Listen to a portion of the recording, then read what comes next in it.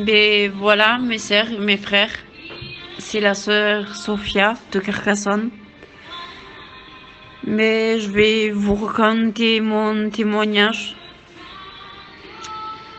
Mon témoignage, c'est que il s'est passé le 4 septembre en 2011. J'avais mon fils dans mes bras de 3 mois. Voilà qu'un matin, mon téléphone il sonne et mon père il m'appelle. Je réponds et il me dit quoi? Il me dit, ma fille, je vous invite au restaurant. Donc réveille ton compagnon et venez chez ta sœur. On y va tous ensemble. Je lui ai dit oui, il n'y a pas de problème. Et qu'est-ce que je fais? Je raccroche au téléphone avec mon père et je vais dans la chambre. Je réveille le père de mes enfants. Et je lui dis, mon père, il vient de m'appeler. Il me dit comme ça, qu'est-ce qu'il veut? J'ai dit, il nous invite au restaurant. Il se lève. Il fait sa douche, sa toilette. Du moment que lui, il faisait ces petites choses, j'étais en train de faire son café. Je lui donne. J'avais mon fils de 3 mois dans mes bras et la tasse de café dans mes mains. Il m'a jeté le café dessus. Mais bon, moi je le savais qu'il fallait que je dise rien. Je le savais que si je parlais, je mangeais des coups. Il me tapait. Voilà. Donc je parlais pas. Je disais rien. Qu'est-ce qu'il fait? Il me tape. Il me met une gifle. Il me jette toutes mes chaises par terre. Il casse ma table. Et d'un coup, il me demande mon sac parce que j'avais mes cartes pour retirer. Et il y avait un peu de sous dans le sac aussi. Et le sac, je l'avais oublié dans la voiture à ma grand-mère. Et il me demande le sac, je lui ai dit. J'ai dit non, j'ai oublié mon sac dans la voiture à ma grand-mère. Il a commencé à être violent avec moi. J'ai dit ne crie pas. J'ai dit on va le chercher le sac. Et je te donne les cartes et les sous. Bon, il n'a pas voulu. Il est parti tout seul. J'ai resté chez moi. Je faisais mes affaires. D'un coup, il est revenu. Il rentre dans la maison. Il me demande le pistolet. Il me dit, il est où le pistolet? J'ai dit, je lui ai menti. J'ai dit, c'est ta mère qu'elle est venue le chercher pour le cacher. Mais lui, il le savait où je le mettais. Qu'est-ce qu'il fait? Il me prend par le bras, il me tire, il m'amène dans la chambre. Il le charge et il me dit, maintenant je te tue. Je lui ai dit, laisse-moi poser mon fils. Il me dit, maintenant je m'en fous. Et il a tiré. J'ai senti mon sang couler sur mon visage. J'entendais lui qui criait. Mais de loin, parce que je partais, je le sentais que je partais. Et apparemment, Moi, je me souviens pas. Mais lui, il me l'avait dit. Et apparemment, je lui avais dit, vite, amène-moi aux urgences.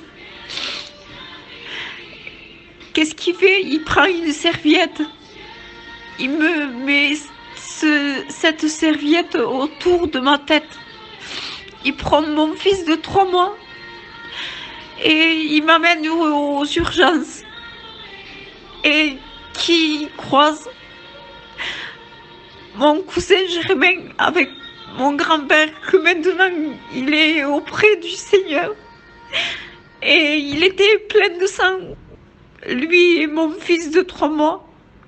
Et il lui fait des signes de s'arrêter à mon grand-père. Ils se sont arrêtés. Et mon grand-père, il lui dit, qu'est-ce qu'il a, le petit? Et le père de mes enfants, il lui dit, non, c'est pas le petit, c'est ta fille. J'ai tué ta fille. Et mon grand-père de là, il voulait le taper, mais il y avait mon cousin avec lui.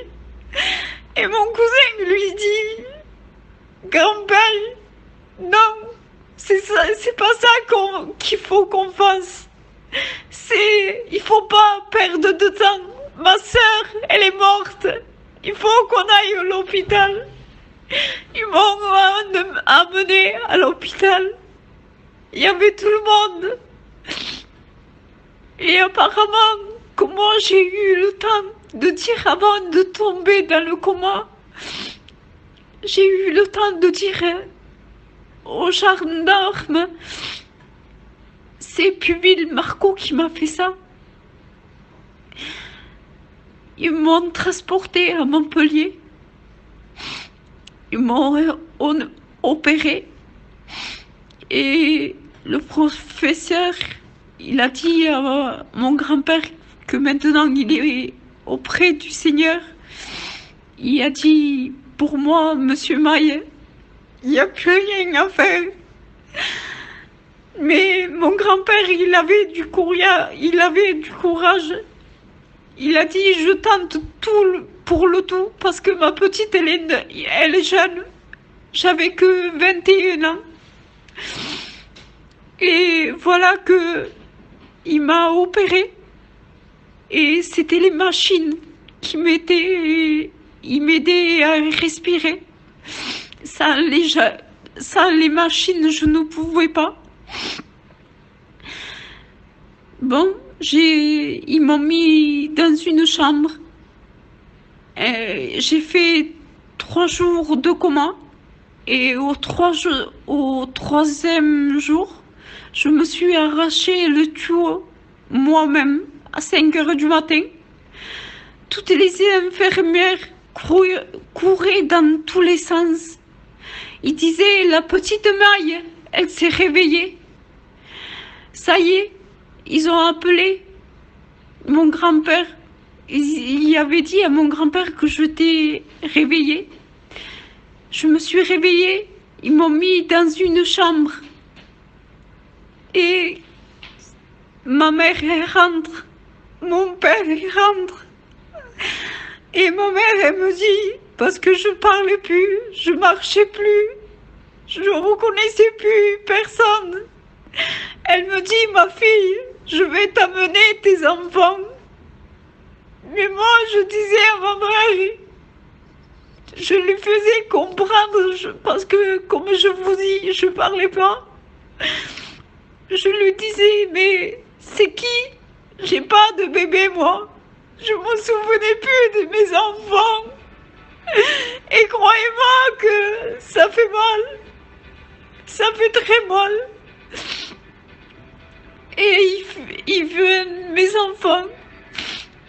Mais mon fils, il avait 4 ans.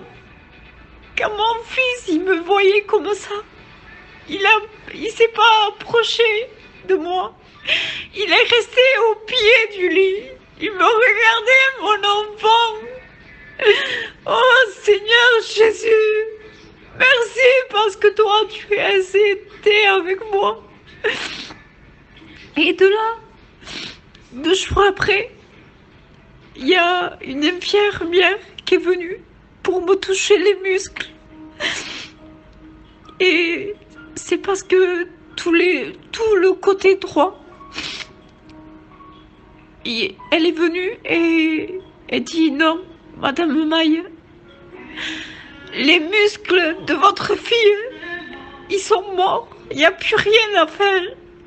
Elle marchera plus, elle parlera plus. Mais avec la grâce du Seigneur, 3 mois après, j'ai pu marcher, j'ai pu parler. Je remercie le Seigneur, pour cette grâce, pour ces cadeaux qu'il m'a fait. Voilà mes frères et sœurs. Amen.